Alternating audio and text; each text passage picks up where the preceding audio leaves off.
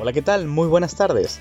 Bienvenidos el día de hoy a su programa El Podcast Histórico, en donde pretendemos darles algunas respuestas a preguntas que quizás en algún momento de su existencia se han hecho. El día de hoy toca hablar de Baja California y pues muy bien, sin más preámbulo, comencemos. ¿Te has preguntado cómo se pobló lo que hoy es Baja California? Bueno, para eso tendremos que irnos un poco... muy lejos en el tiempo. Lo que hoy es el continente americano fue poblado gracias a un proceso de dispersión y migración de personas provenientes principalmente del continente asiático. Eso sucedió hace miles y miles de años. Dicha migración ha sido conocida como la teoría del poblamiento por el estrecho de Bering, la misma que al día de hoy sigue siendo una de las más mencionadas y apoyadas para explicar el poblamiento de este lado del mundo, amigo. Muy bien, si bien llegan a estas migraciones por la parte más al norte del continente americano, estos grupos de pobladores bajaron y bajaron hasta llegar a territorios cada vez más al sur.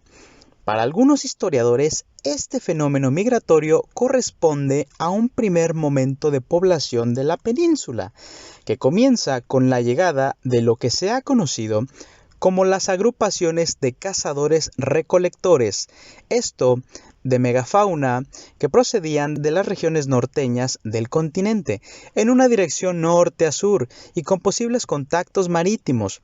Esto nos lo explica el profesor de historia Mario Alberto Magaña, quien al estudiar el poblamiento de Baja California durante el siglo XIX, nos menciona que las raíces del poblamiento baja californiano se encuentra caracterizado por las migraciones de los grupos yumanos, esto en la región septentrional peninsular, que es posible que se prolongara hasta el propio siglo XVIII.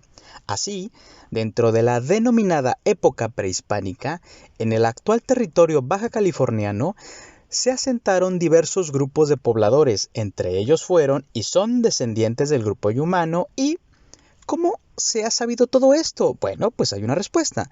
Por el lenguaje. Según algunos estudios, su relación se data con el origen del trono lingüístico de los yumanos, que se dividían en varios grupos indígenas que son los cucapás, los quiliguas, los cumiáis, los paipáis y cochimíes, entre otros.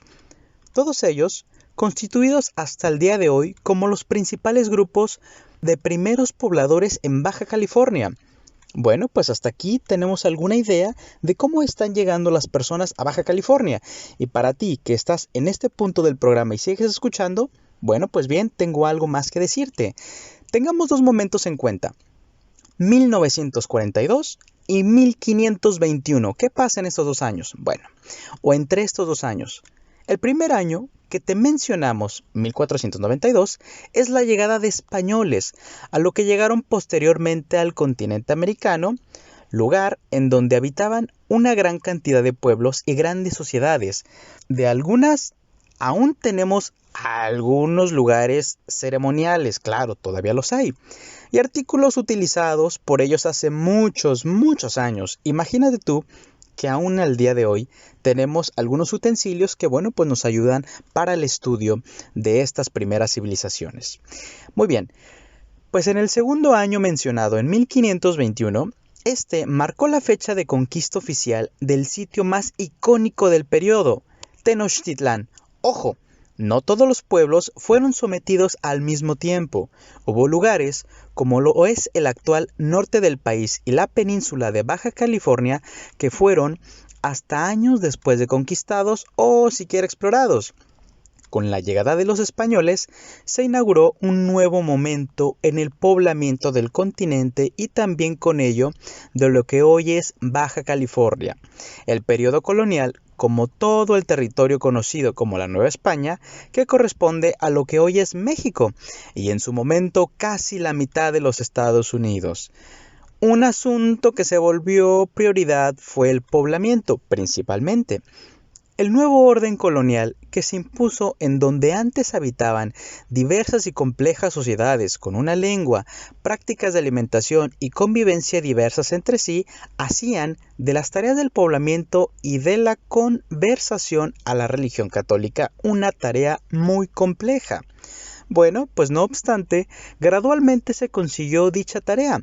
En el norte la situación fue en realidad algo poco más que complejo. Esta labor tuvo muchas dificultades en el norte, pues faltaba un recurso vital. Sí, amigo, ya sabes, ese recurso vital del cual no podemos hacernos a un lado día con día y lo necesitamos, que es el agua. Bueno, pues además, en lo que hoy consideramos como Aridoamérica, algunas comunidades se negaban a ser conquistados, incluso hasta años muy avanzados de la colonia, siguieron siendo un problema para los planes de pacificación y poblamientos de los españoles. El poblamiento del norte novohispano se consiguió de manera paulatina, con diversas campañas de colonización y fortaleciendo el sistema de misiones como nexos entre el territorio árido y rocoso del desierto que se habría de poblar entre el territorio extenso tan lejano del centro del virreinato. No obstante, el norte siempre representó un lugar duro y rudo de habitar. Así es, pero ¿cómo descubrieron a esta península tan alejada del centro del virreinato? Bueno, pues después del año 1521, Hernán Cortés pensó en emprender la exploración de la Mar del Sur, lo que hoy conocemos como el Océano Pacífico, y con esto seguir sumando territorios al Imperio Español. A partir del testimonio de diversos marineros, al propio Cortés se le informó, según conocemos por lo mencionado claro en sus propias cartas de relación, de una isla ubicada en algún punto de ese mar en el cual habitaban cientos de mujeres y existían en ese mismo lugar una gran cantidad de riquezas.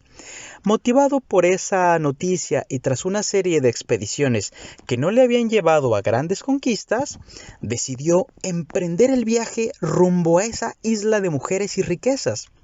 Estas cartas, que hoy conocemos como las cartas de relación, constituyen un documento importante al día de hoy para los historiadores, ya que nos permite acercarnos a la visión de un personaje central de la conquista del Nuevo Mundo, asimismo, un personaje representativo en el descubrimiento de la California. Cuando los españoles llegaron a la península al principio, creyeron que era una isla.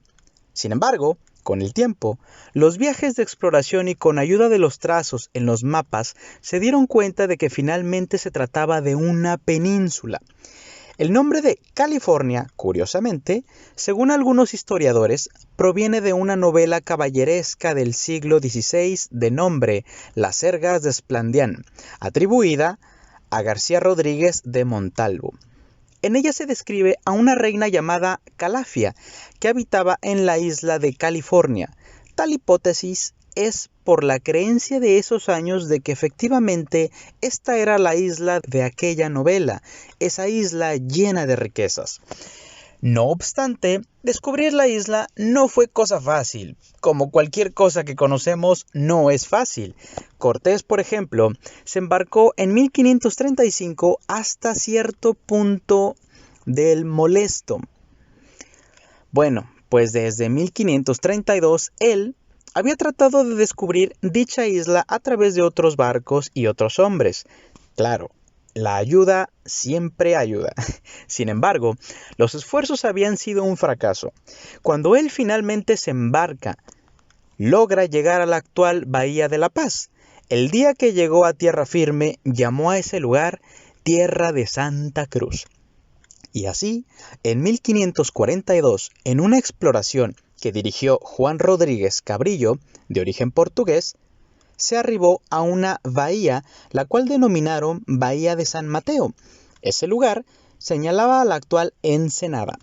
Desde 1535 y con las primeras expediciones en la península, comenzó un largo periodo por concretar el poblamiento de la zona.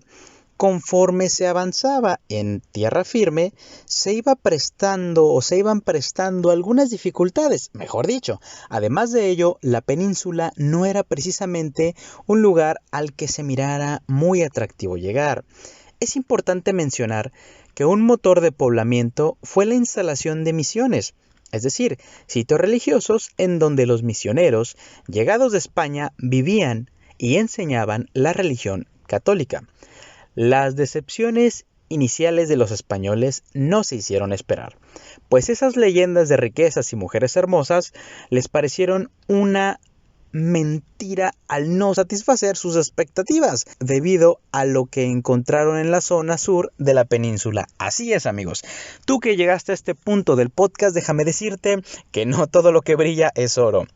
Y bueno, continuando, no obstante, por algún tiempo les fueron muy útiles y de provecho el comercio con perlas que encontraban en las zonas costeras fue muy relativo a las actividades económicas. Las labores religiosas, mientras tanto, entre españoles e indígenas o naturales, era caracterizada por una serie de acuerdos y enfrentamientos. Una compañía religiosa representativa del periodo misional fueron los jesuitas, y ahora brincamos hasta 1697.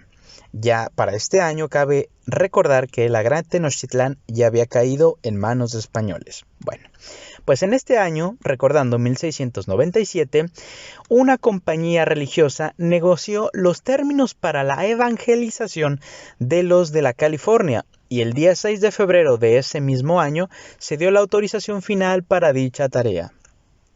Un hombre, y con N, un nombre representativo, como lo es el misionero Juan María Salvatierra, quedó a cargo de la evangelización de California. No obstante, el padre asignado a Sonora, el señor Eusebio Francisco Quino, también tendría un papel en esa tarea. No se debe omitir, claro, que la labor de hispanización y colonización fracasó en un primer momento, pues en 1734, dando un brinco a este año, la rebelión de nativos en la parte sur de la península hizo que desalojaran inmediatamente los misioneros sus asentamientos. Claro, ¿quién se iba a dejar? Mientras tanto, ¿qué pasaba en Ensenada? Bueno, pues fue en el año de 1602, regresando el cassette, cuando Sebastián Vizcaíno le cambió el nombre a Bahía de Todos los Santos, a la entonces Bahía de San Mateo. Y no fue hasta 1804 cuando el alférez José Manuel Ruiz se hizo del lugar conocido como el Rancho Ensenada de Todos los Santos. En ese lugar, años más tarde, el sargento Francisco Gastelum compró el rancho Ensenada a los descendientes de José María Ruiz. El nombre Ensenada no sería declarado como oficial sino hasta algunos años después, cuando el 15 de mayo de 1882 se convirtiera en la fecha oficial de la fundación de Ensenada, por decreto del entonces presidente Porfirio Díaz, quedando declarada Ensenada de Todos Santos como la cabecera del Partido Norte de Baja California, misma que anteriormente se encontraba en Real del Castillo. Ahora pasando a 1915, Ensenada deja de ser cabecera del Distrito Norte para ser trasladada a Mexicali. Ya en el siglo XX, en la década de los años 30, el Distrito Norte cambió a territorio federal, construido por 3 delegaciones, y es aquí donde cabe destacar los nombres: Mexicali, Tijuana y Ensenada. Así es, amigos, Tijuana ha estado desde el principio de los tiempos en Baja California, según nuestros historiadores nos indican. Ahora, la condición de municipio no se dio sino hasta la llegada de los años 50, cuando se decretó la creación del estado de Baja California con 4 municipios: Mexicali, Tijuana, Ensenada y ahora añadiéndole el municipio de Tecate.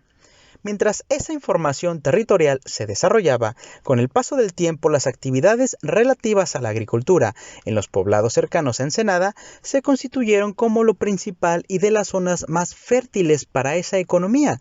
Poblados como Maneadero y Valle de Guadalupe, ranchos ubicados al norte como San Miguel, Santa Clara, La Soledad, Cañada de Trigo, Santa Rosa, Cañada del Encino, San José, Cañón del Burro, entre otros, la actividad se presentaba principalmente en el cultivo de trigo. Por su lado, los indígenas de la sierra gradualmente se vieron obligados a mantenerse a raya en el uso del espacio. Esto debido al desarrollo de actividades de la agricultura y el espacio adquirido por los ranchos en la zona. No obstante, algunos se convirtieron en vaqueros, trabajadores en los ranchos y además al día de hoy aún subsisten en algunas zonas específicas del actual municipio. Sin embargo, más allá de la actividad económica, estos cambios trajeron consigo una transformación en el espacio. En efecto, amigos, el espacio siempre se transforma, cosa importante que hay que recordar. En ese espacio que por cientos de años había sido suyo completamente. Y bueno, pues hasta aquí vamos llegando al final de este primer podcast. Esperemos, a nombre de todo el equipo y colaboradores que nos han ayudado, que sea de su agrado. Me despido, no sin antes desearles una muy buena tarde.